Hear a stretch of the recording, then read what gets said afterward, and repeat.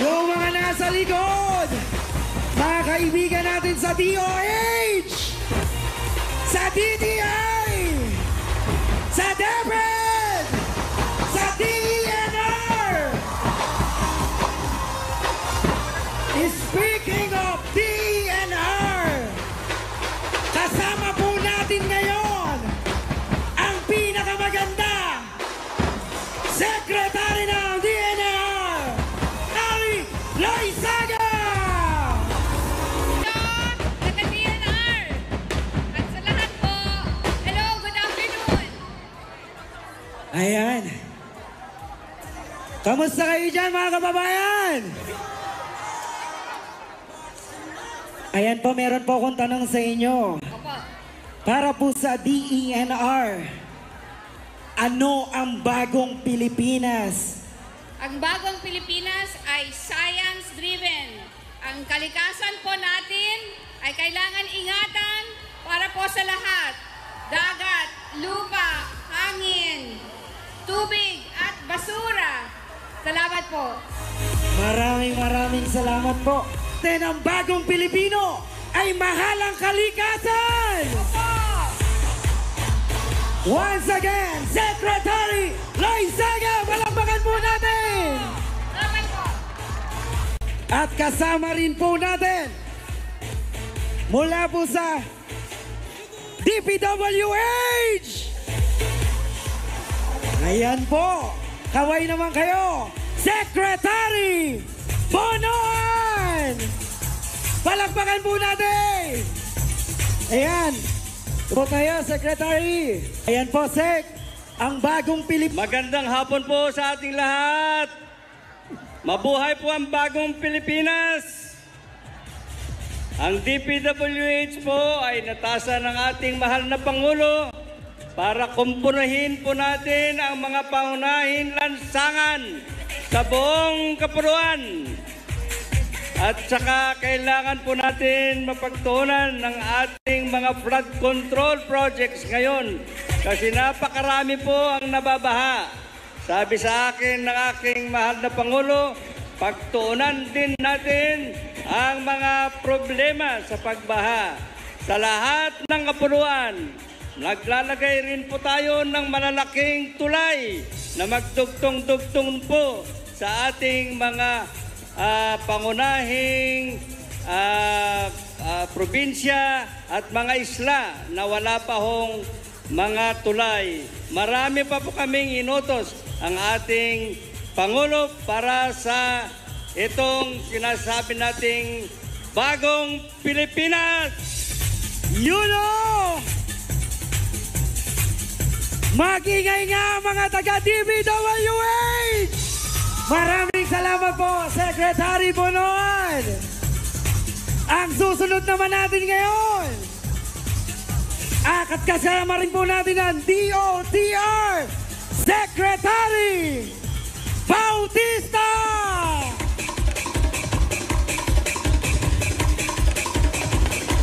Ayan po, Sec! Magandang hapon po! Kamusta po kayo, Sec? Okay naman. Ang ating pong transportasyon ay modernong-moderno sa bagong Pilipinas. Efficient ng operations ng ating mga airport, ating mga seaport, ang ating mga railways. At sa bagong Pilipinas po ay may implement natin ang PUB Modernization Program para maging convenient, accessible, secured, safe, and affordable ang travel experience ng ating mga mananakay. At pipilitin po natin na matapos ang ating mga infrastructure projects para may pagpatuloy po ang magandang serbisyo sa ating mga mananakay. Magandang hapon po sa inyong lahat. Ayan po, maraming salamat po, Secretary! Ayan po mga Secretary Bautista po, palakpakan po natin. Siyempre po, ang ating modernong transportasyon. Mga kababayan, grabe. Talagang buong-buo ang suporta ng bagong Pilipinas sa bagong Pilipino! Mag-ingay mga bagong Pilipino!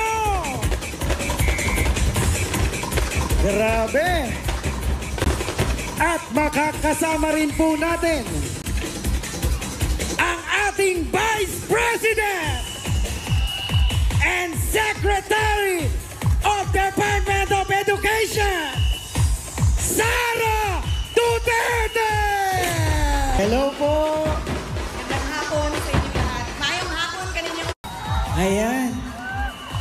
Ma'am, para po sa Department of Education, paano po tayo makakarating sa bagong Pilipinas? Po, kaway-kaway mga kasamahan ko sa Department of Education.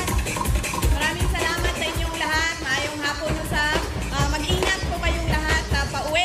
Ang Department of Education po ay kaisa ng lahat ng mga ahensya sa gobyerno tungo sa bagong Pilipinas. Ang kontribusyon po ng Department of Education ay sa poverty alleviation sector. At kami po ay huhulma ng mga kabataan at mga mag-aaral na matatag. Ma'am, wala pong bagong Pilipinas at wala pong bagong Pilipino. Kaya importante po ang Department of Education. Tama ba yan? Maraming salamat po. Palakpakan po natin ang ating Vice President. Mabuhay ang DepEd! Sara Duterte! Mabuhay ang DepEd! Grabe naman! Napakalakas nyo!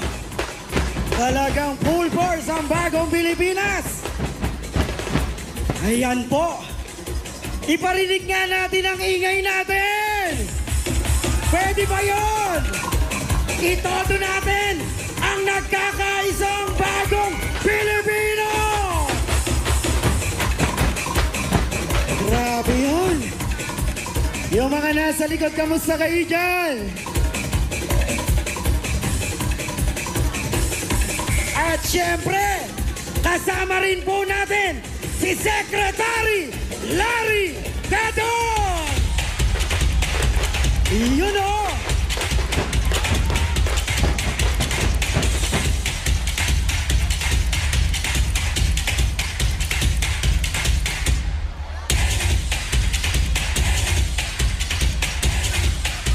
At kasama rin po natin si Secretary Estrella Salazar!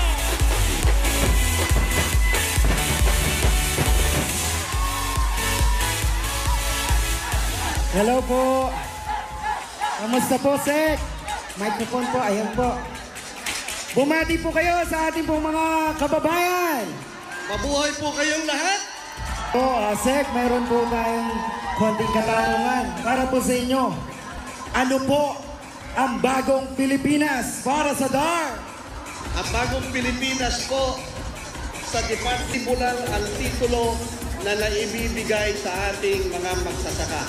Ngayon po, umabot tayo ng 100,000 na ipinapamigay nating titulo sa mga magsasaka.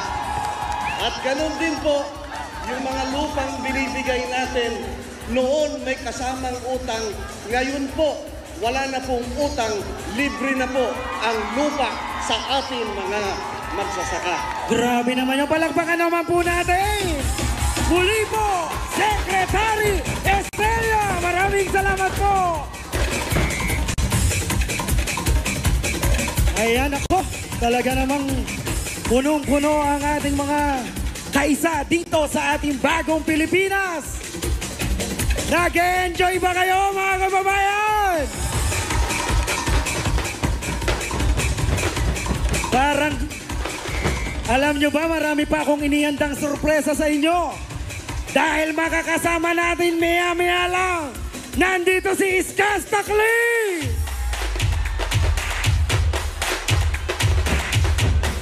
At mamayang gabi, talagang bubusugin tayo lang, hindi lang sa pagkain, kung hindi talagang para sa ating buong araw na kasiyahan dito sa ating bagong Pilipinas. Kaya naman, meron akong tanong sa inyo, gusto nyo ba? Hindi ko marinig. Dahil may sorpresa ako sa inyo. Siyempre, hindi naman pwedeng ako lang. Gusto kong ipakilala at tawagin ang aking mga co-host sa inyong harapan. Ang napaka-pogi at napakaganda kong co-host.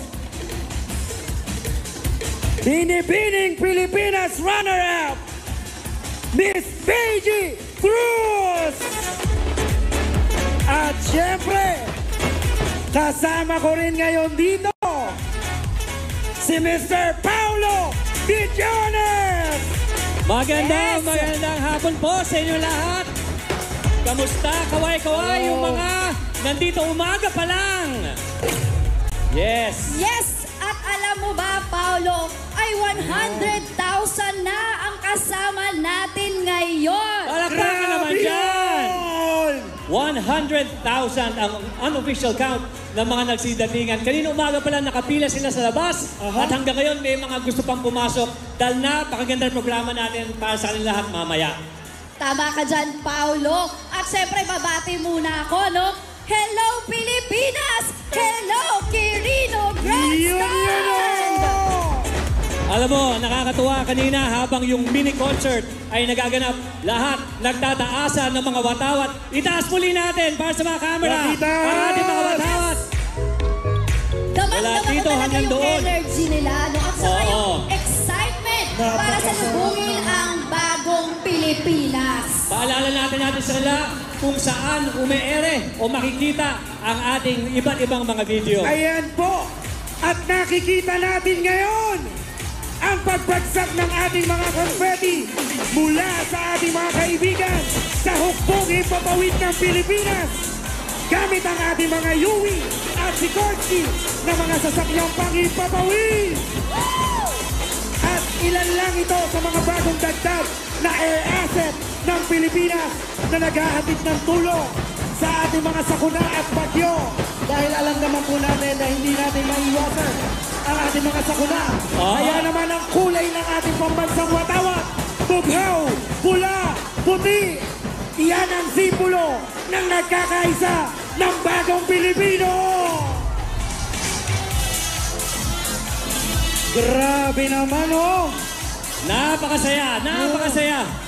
Pero simula pa lamang yan dahil napakarami pa tayo mga sorpresa para sa mga kaibigan natin na nandito ngayon. Ayan Ayan, po. oh, napakasarap tingnan Damang-dama naman. na talaga